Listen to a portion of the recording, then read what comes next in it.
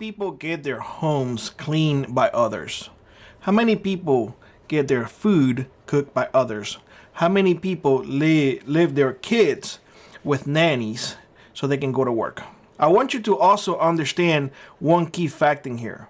About 73% of agricultural workforce is comprised by immigrants. 73%. I want to also give you something else, because a lot of people have very short memory span. In 2018, California farmers left 13 billions in crops unharvested due to the lack of workers. 13 billion. You know what happened after that? Limited supply led to inflation on fruit, vegetables, and dairy. I want you all to start thinking about this whole ordeal. There's a lot of people up there who pay immigrants to go and clean their houses, to hire immigrants to be their nannies, to hire immigrants, Maria, Consuela, all of those, to go and clean their houses. And always, and I'm going to use a relatively common last name, Mrs. Smith is always threatening those ladies, you better do a good job and don't talk too much, otherwise I will call the immigration on you. You don't think that's true? It is. It definitely is. They pay those ladies dimes on the dollar. Why? Because other people will charge them what they are worth. Now immigrants don't, because they get whatever they can and that's it. Here's the thing, and this is something that I want everybody also to understand, because a lot of people are under the misconception that we're gonna see the benefit right there immediately. We are not. Every empire is prosperous due to cheap labor. Historically, that is a fact. When you remove cheap labor, then everything costs more. Therefore, the empire, aka the country, aka let's say the US right now, what do you think is going to happen? If somebody does not do that work, they replace that worker with machinery. That happened in Florida. The sugarcane fields used to be cut by Haitians that used to come, by Mexicans that used to come. They will cut the sugarcane fields and they will leave. Well, things didn't end out well, and what the sugar people did is they purchased machines and whatnot. No more cutting sugarcane by hand, aka machete.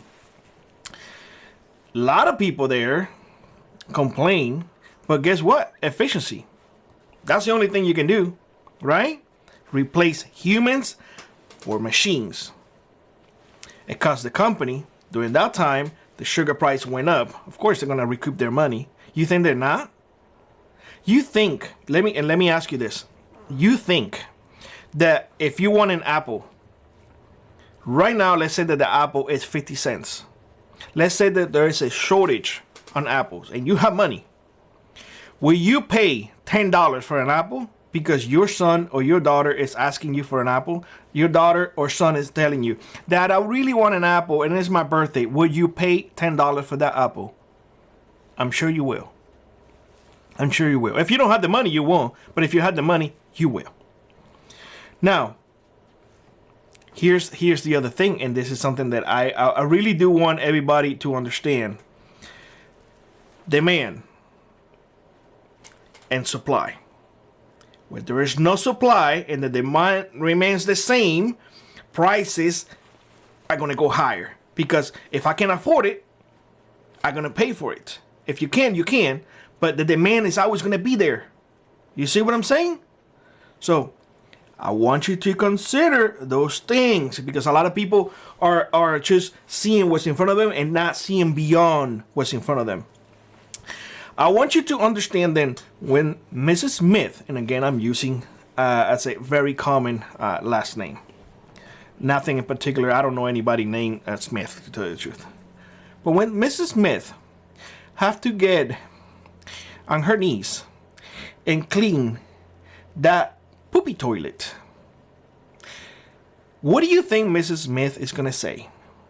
You better hire a nanny. You better hire a maid, because I am not here to do this type of things. But you can't do that no more.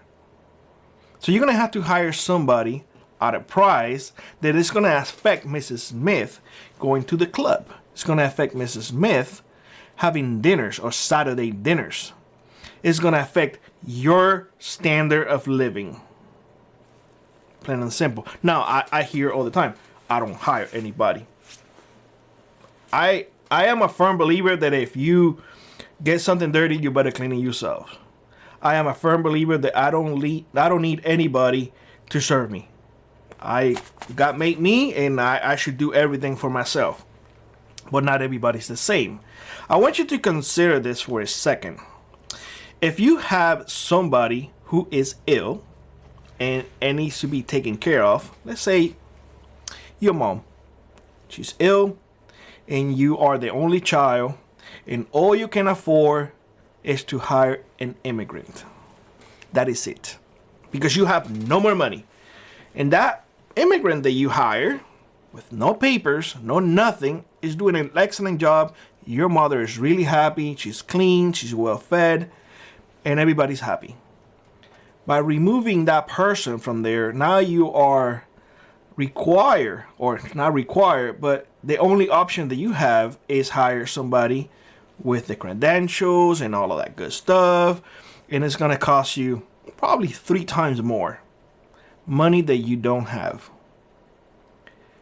What do you do now? Do you quit working? Because you have to support your mom and you have to support yourself.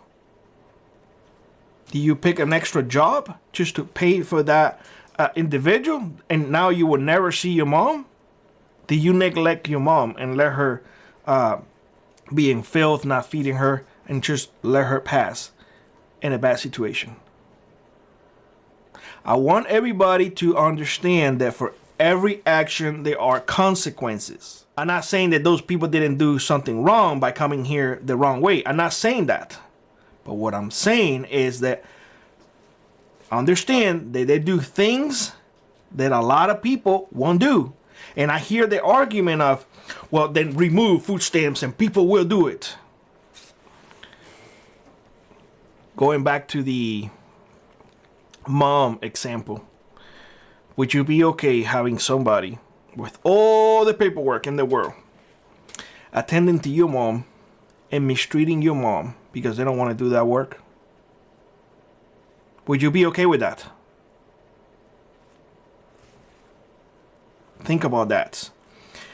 When farm workers, and again, 73% of the U.S. farm labor is immigrants.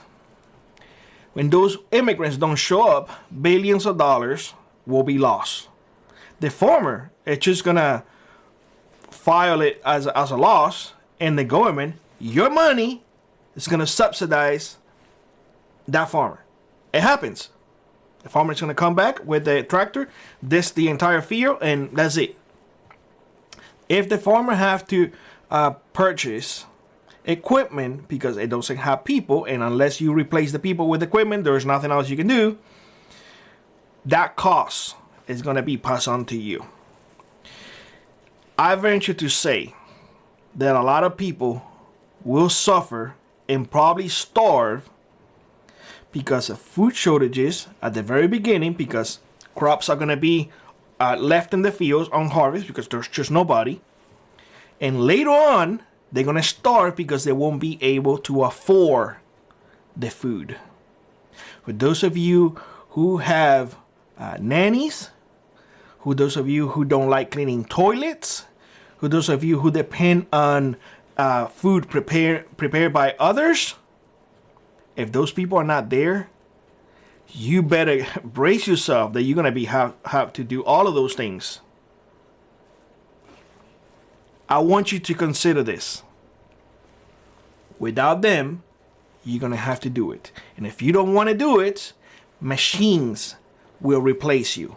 Tractors, automated machines and whatnot.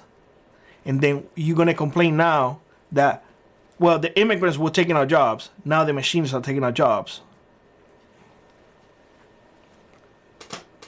What is it?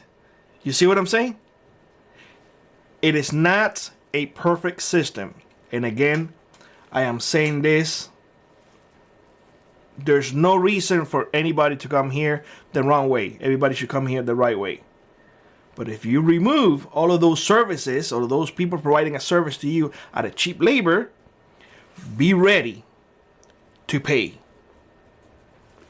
Plain and simple. Plain and simple. Let me know what you think in the comment section below. I am pretty sure that this is going to be one of those controversial videos. I am just giving you facts, and I'm just giving you a different perspective of things. That a lot of people just see one side of the coin. I hate when that happens. I want to see both. And if you come here to just see one side of the coin, you're doing a disservice to yourself, because then you're going to make a decision based on just half of the truth. That's it.